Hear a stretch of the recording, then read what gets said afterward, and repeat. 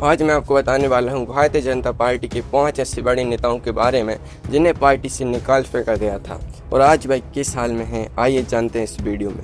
तो दोस्तों, नंबर 5 पर आते हैं देश के सबसे महंगे, सबसे तेज तर्रार और कोर्ट रूम के असली सुल्तान यानी राम जेठमलानी जी। राम जेठमलानी जी कानून के इतने बड़े जादूगर थे कि बड़े बड़े मुजरिम उनकी तरफ उम्मीद भरी नजरों से देखते थे। बीजेपी ने उन्हें बड़े चाव से वाजपेयी सरकार में केंद्रीय कानून मंत्री भी बनाया था, लेकिन बॉस कानून की किताबें रटने वाले राम जेठमलानी जी राजनीति की मर्यादा वाली किताब पढ़ना शायद भूल गए। उनकी जुबान कोर्ट रूम की तरह बेबाक थी जो नेताओं को हजम नहीं होती थी। साल 2013 में उन्होंने अपनी ही पार्टी के खिलाफ ऐसा मोर्चा खोला कि दिल्ली से नागपुर तक सब हैरान रह गए।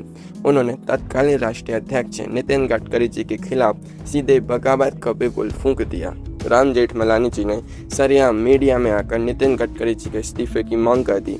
बात यही नहीं रुकी, उन्होंने संसद में लोकपाल और सीबीआई निदेशक की नियुक्ति को लेकर पार्टी लाइन के बिल्कुल खिलाफ जाकर बयान दे डाला। पार्टी ने कहा कि भाई साहब, यह आपकी कोर्ट नहीं है जहां आप जब चाहे जो चाहे बोल दें। पार्टी हाईकमान ने इसे घोर अनुशासनहीनता माना।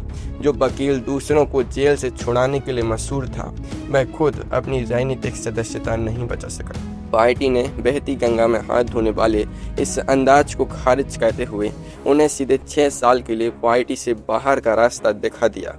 वकील साहब तो सिर्फ अपनी जुबान की वजह से नपे थे, लेकिन नंबर 4 वाले नेता ने तो पूरी सरकार को ही बंधक बना लिया था। जानते हैं कैसे? दोस्तों, नंबर 4 पर आते हैं गुजरात की राजनीति के असली बाजीगर यानी शंकर सिंह वाघेला जी।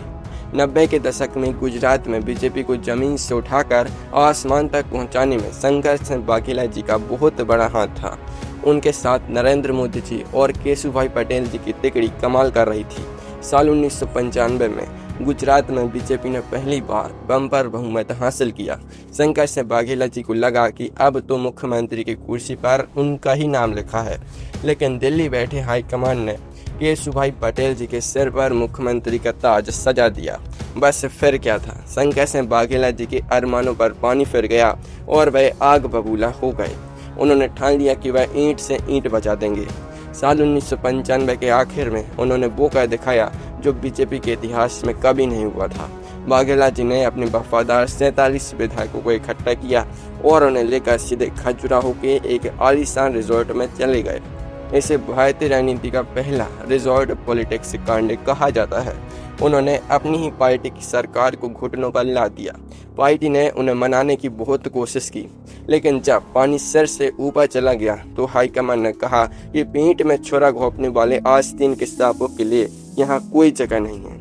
शंकर सिंह वाघेला जी को पार्टी से दूध में से मक्खी की तरह निकाल कर फेंक दिया गया। उन्होंने अपनी नई पार्टी बनाई और जिस कांग्रेस के खिलाफ वह जिंदगी भर लड़े, उसी के समर्थन से गुजरात के मुख्यमंत्री बन बैठे।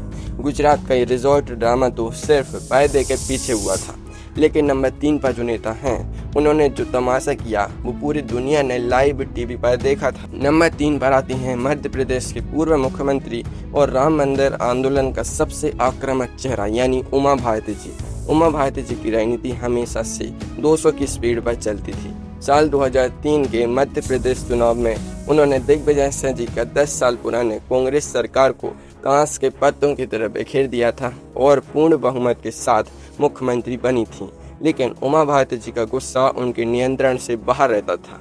साल 2004 में बीजेपी के लाल कृष्ण आडवाणी जी पार्टी अध्यक्ष थे और दिल्ली में एक बेहद गंभीर राष्ट्रीय पदाधिकारियों की बैठक चल रही थी। मजे की बात यह है कि इस बैठक का लाइव टेलीकास्ट टीवी चैनलों पर हो रहा था। पूरी दुनिया स्क्रीन पर आंखें गड़ाए बैठी थी। अचानक उमा भारती जी का पारा चढ़ गया। उन्होंने सबके सामने लाल कृष्ण आडवाणी जी और एम वेंकैया नायडू जी जैसे वरिष्ठ नेताओं को चुनौती दे डाली। उन्होंने सीधे कैमरे के सामने कहा कि अगर आप मेरे खिलाफ अनुशासनात्मक कार्यवाही करना चाहते हैं तो अभी करिए, मुझे कोई परवाह नहीं। इतना कहकर वह भरी मीटिंग से उठकर 9-2-11 हो गई। यह नज़ारा देखकर बीजेपी के बड़े बड़े नेताओं के पसीने छूट गए। लाइव टीवी पर पार्टी की ऐसी किरकिरी बीजेपी हाईकमान कतई बर्दाश्त नहीं कर सकता था।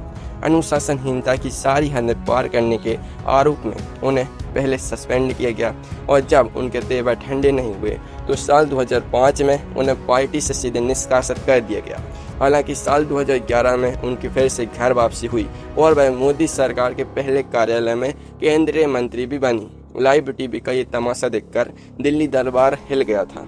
लेकिन नंबर 2 पर जो नेता आने वाले हैं उनके सामने तो दिल्ली का हाईकमान भी पानी बहाता था। तो दोस्तों नंबर 2 पर आते हैं उत्तर प्रदेश के पूर्व मुख्यमंत्री और हिंदू हृदय सम्राट कहे जाने वाले कल्याण सिंह जी। 90 के दशक में उत्तर प्रदेश में कल्याण सिंह जी का मतलब ही बीजेपी होता था। राम मंदिर आंदोलन के वह सबसे बड़े पोस्टर बॉय थे। उनके एक इशारे पर लाखों की भीड़ इकट्ठा हो जाती थी। साल 1991 में उनके चेहरे पर ही यूपी में बीजेपी की पहली सरकार बनी थी। लेकिन कहते हैं ना कि जब गद्दी का घमंड सिर चढ़कर बोलने लगे तो पुराने रिश्ते कमजोर होने लगते हैं। साल 1999 में केंद्र में अटल बिहारी वाजपेयी जी की सरकार थी। कल्याण सिंह जी को लगने लगा था कि दिल्ली में बैठे नेता यूपी की राजनीति में जरूरत से ज्यादा दखल दे रहे हैं। टिकट बंटवारे और नौकरशाही को लेकर कल्याण सिंह जी के मतभेद सीधे प्रधानमंत्री अटल बिहारी वाजपेयी जी से हो गए। कल्याण सिंह जी ने मर्यादा की रेखा लांघते हुए सार्वजनिक मंचों से अटल बिहारी वाजपेयी जी के खिलाफ तीखे तीर छोड़ने शुरू कर दिए। उन्होंने दिल्ली के केंद्रीय नेतृत्व को सीधे चुनौती दे डाली। बीजेपी के लिए अटल बिहारी वाजपेयी जी के खिलाफ सुनना ऐसा था जैसे अपने ही पैरों पर कुल्हाड़ी मारना। पार्टी ने कल्याण सिंह जी को समझाने की बहुत कोशिश की लेकिन वह टस से मस नहीं हुए। आखिरकार पार्टी ने भारी मन से लेकिन एक कड़ा संदेश देते हुए यूपी से इस सबसे बड़े कद्दावर नेता को पार्टी से बाहर का रास्ता दिखा दिया। कल्याण सिंह जी ने बाद में अपनी अलग पार्टी भी बनाई लेकिन बाद में वे फिर से बीजेपी में शामिल हुए और राजस्थान के राज्यपाल भी रहे। यूपी के शेर को निकालना बीजेपी के इतिहास का सबसे भारी फैसला था।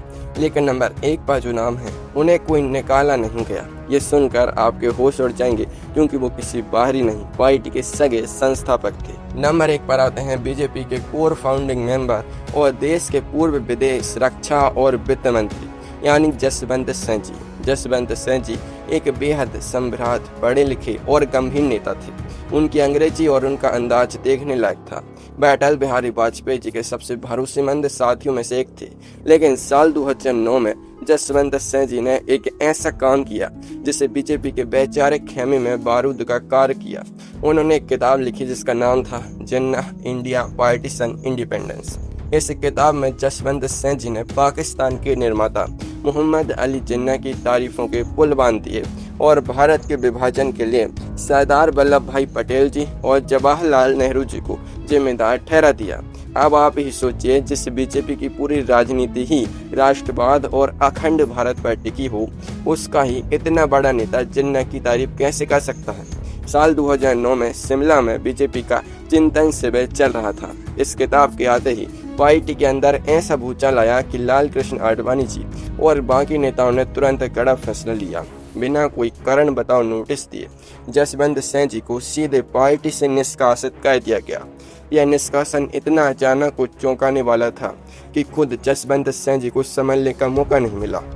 सालों तक पार्टी की सेवा करने वाले इस दिग्गज नेता को सिर्फ एक किताब लिखने की वजह से पार्टी से बाहर होना पड़ा।